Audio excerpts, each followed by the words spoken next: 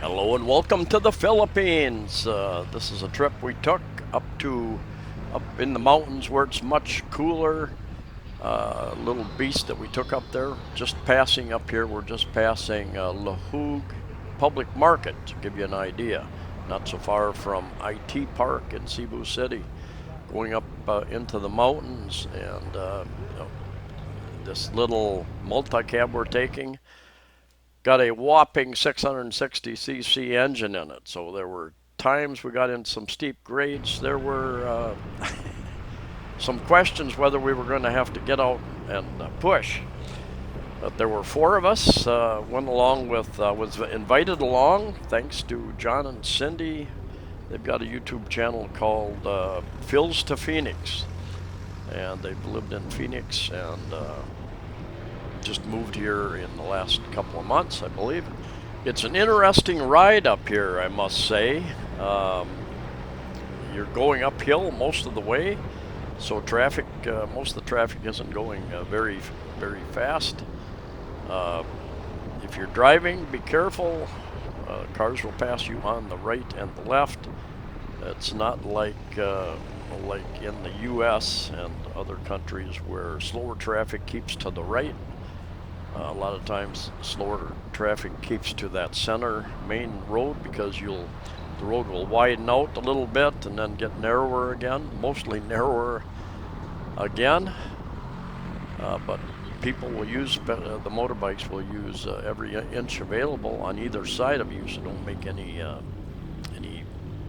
swift changes in direction. There are number of jeepneys who operate. You'll see later there's a lot of jeepneys parked up here to haul people up and down the mountain as well as the goods up and down the mountain. There's produce farmers up here, vegetable farmers, and they haul the stuff down. Of course, everything in the mountains has to come from someplace, and a lot of that came in on ferries into Cebu City, Mandaue City, and then back up into the mountains. But one nice thing is as you go up, you can feel it getting cooler. That's about the only way you're going to get cooler temps here in the Philippines is go up in elevation. There are a number of places, mountain communities. Valencia up in the mountains outside of Dumaguete is becoming a favorite for some expats that like the cooler weather. And we're going to go that tall building just ahead of us. That is the Marco Polo Hotel. And then just off to the right, you can just barely see the tip, you have Marco Polo Residences, which is, I think they're going to have 4 or 5 different towers. A couple of those towers are already occupied. A couple of restaurants up here. There are a number of developments up here, housing developments, where you can buy a lot, build a house. I believe there are a number of townhouse type places. We'll drive by them. We won't go in to look at them. I need to do that some point in time. There's another turn off up here, if we haven't passed it, that goes into City Lights. City Lights is a high-end condominium project as well, and they get some higher rents there. Great view of the city. I've had a couple friends that have lived up in that area, and watch it. Vehicles will just pull right out in front of you, so it doesn't matter how close you are. They just stick their nose out, and if there's a break in traffic, they will pull out. Oh, by the way, one of my main reasons to do this video today is that I have passed 30,000 subscribers, and I guess that is a bit of a milestone. I really want to thank everybody who subscribes, everybody who regularly watches my channel, my videos. And I remember back when I started this, back in 2015, late 2015, early 2016, it started getting a little more popular. I had over 400 subscribers, and I was spending a lot of time with this channel. And I asked myself, do I really want to be doing this? This is taking up a lot of my time. What else would I be doing if I wasn't working on video? And actually, I enjoy, I always carry a camera with me, almost always. I enjoy taking video. I enjoy sharing the information and part of the journey with you all. And I really appreciate the time that you take out of your days to watch my video. I try to offer up a little bit of my dry humor along the way. Sometimes that's appreciated, sometimes not. Most Filipinos don't understand my dry humor, but I try to provide you with the channel isn't about me. It's about the Philippines. It's about the people and the wonderful Filipinos, and I continue to have just great experiences interacting with Filipinos. They are so friendly and often so helpful and looking out for me. In any culture in the world, you can have bad experiences with bad people, but I think the Filipinos are some of the friendliest, happiest, most helpful people in the world. But anyway, I want to thank all of you who are subscribing and watching my channels. I've stated before, I tried managing the ads on my channels at one point in time, and that was a bit of a disaster. YouTube came out with a new policy a couple of months ago saying we can put ads any place we want, even on non-monetized channels. So they can throw just a ton of ads at these things. There's a way to get around that. You can join their. They've got a system where you can join, pay so much a month, $6, $8, $10 a month, something like that, so that you don't get ads. And I may do that soon because the videos I watch, they're just loaded with ads.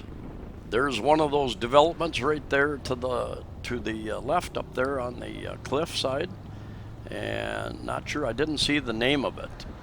I didn't write it down anyway. I think I saw it when I went by, but that is the development. Somebody watching probably knows what the name of that place is, that development up there, and you can inform the rest of us. I think the turn-in was up here a little bit. You can still see some of it up there, I believe. Part of the same one or not positive. And there's a building there on the, I'm not sure. I think that's a building under construction, perhaps for a long time. You occasionally see buildings. There's one building down in Cebu City. It was under construction when I got here, and 5 years later it's still under construction. There was some issues with the titling or something. And there was Busay Highland, I believe is the name of that development. Busay being the barangay, the village, the area of, this is still, technically this is still Cebu City, I believe.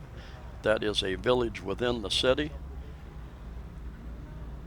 My friend John pulled over. He was holding up a little bit of traffic, so he pulled over to let some people by. Sometimes that's a nice thing to do. Eventually up the way we got behind some other slower traffic anyway.